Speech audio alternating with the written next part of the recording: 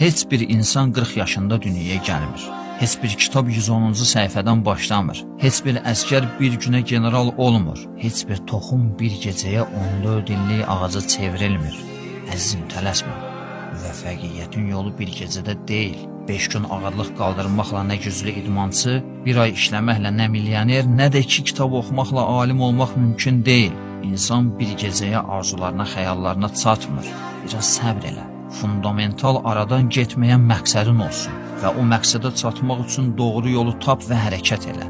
Bu yol çətin yoldur, asan yol deyil. Əziyyətə düşəcəksən, yorulacaqsan, bəzən həvəsdən düşəcəksən, amma düz və üsuluna uyğun davam etsən, ona mütləq çatacaqsan.